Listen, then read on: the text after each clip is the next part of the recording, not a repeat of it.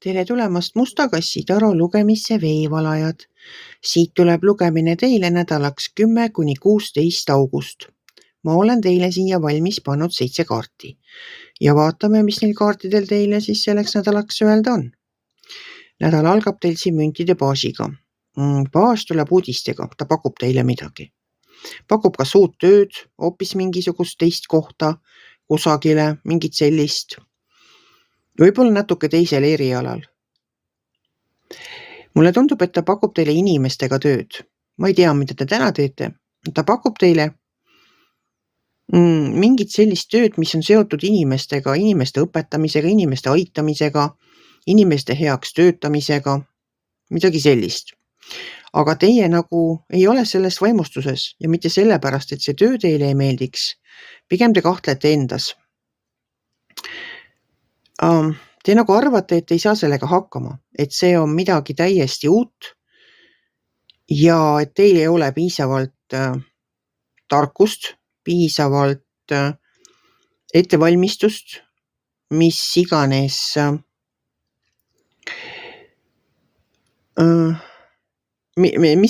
teil see murekoht on, et te kahtlete iseendas. Sellepärast, et see teine kaart on siin meil sauade 9 ja sauade 9 räägib sellest, täpselt sellest iseendas, kahtlemisest iseendas, enda võimetes, et mul ei ole piisavalt jõudu ja julgust sellega peale hakata, siis see kaart ütleb seda, et tegelikult on teil kõik olemas. Nii see julgus kui jõud, te olete võimsam, kui te ise oskate arvata. Edasi tuleb see karikate rüütel, sellepärast ma arvangi, et see pakkumine on kuidagi seotud inimestega, sest karikate rüütel tahab teenida. Tema tahab inimesi aidata, tema tahab inimeste heaks midagi teha. Tema tahab kellegi eest hoolitseda ja kui ta seda ei saa, siis ta on õnnetu, siis tal särasilmades kaob ära ja siis ta tõesti, ta ongi lössi vajunud, et tema missioon on inimesi aidata. Edasi tuleb see julgus, jõud, et võtke oma julgus kokku ja kui tunnete, et te tegelikult ikkagi tahate seda teha, mida teile pakutakse, siis võite julgelt peale hakata. Teil on olemas absoluutselt kõik, et sellega hakkama saada. Edasi on siin müntide 3.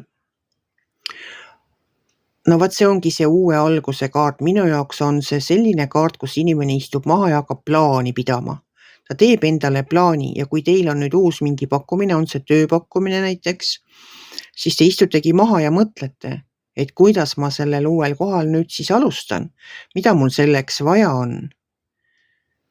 Ja sellised asjad mõtlete enda jaoks läbi, see on nagu õpetaja läheb klassi ette, aga tal on ju tund vaja ette valmistada. Ta kodus istub maha ja hakkab vaatama, mis materjalid tal on, mida ta räägib neile. Vot midagi sellist on see müntide 3 minu jaoks. Ta võib olla ka uue projekti kirjutamine, ta võib lihtsalt eluplaani tegemine olla, ta võib olla ka ostunimekirja tegemine, mis iganes. Ta on selline, ongi plaan. Müntide 3 on minu jaoks plaani tegemine. Edasi tuleb karikate 4, karikate 4 on tüdimuse kaart. See on selline ootamine, et ma nüüd olen kõik valmis teinud, nüüd ma ootan, millal siis see päev tuleb, mil ma saan alustada. Õpetaja on teinud kõik nüüd valmis seal ühele mingisugusele tunnile ja nüüd ta ootab, millal tuleb see päev, millal tuleb see tund, et ta saab sinna klassi ette minna. Ja et kõik oleks ka paberimajandus korras ja lepingud sõlmitud, selle jaoks on väga hea see viimane kaart ehk mõõkade kuninganna. Temal on kõik paigas. Tema teab täpselt, kes ta on, kuhu ta läheb, mida ta seal tegema hakkab. Kõik lepingud ta loeb läbi, ta on juriidilistes küsimustes supertark, sellepärast, et tema näeb ja teab, tema loeb läbi, tema näeb kõik oma kohad ka ära. Et kõik lepingud, mis tema allkirjastab, need lepingud on siis ka vettpidavad, et seal ei ole ühtegi pisikeses kirjas kirjutatud rida, mida pärast võidakse öelda, et olete siin lepingut rikkunud. Et mõõkade kuninganna on sirge jutuga ja nii lihtsalt on, et kui on kokku lepitud, siis kokkulepetest peab tema hästi kinni.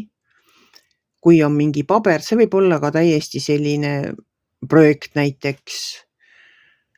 Tema näeb ära, tema aitab seda ka kirjutada, seda projekti, vaatab, et kõik oleks õigesti, paneb punktid igale poole, kus on vaja, lõpetab ära niimoodi, et oleks juriidiliselt ka asjad õiged ja kõikide õigused oleks kaitstud. Vot selline lugemine tuli teile seekord, armsad veevalajad. Kui teile minu lugemine meeldis, ärge olge kitsi, pange ikka like pöiale üles, võite ka kommenteerida ja kohtume järgmisel nädalal.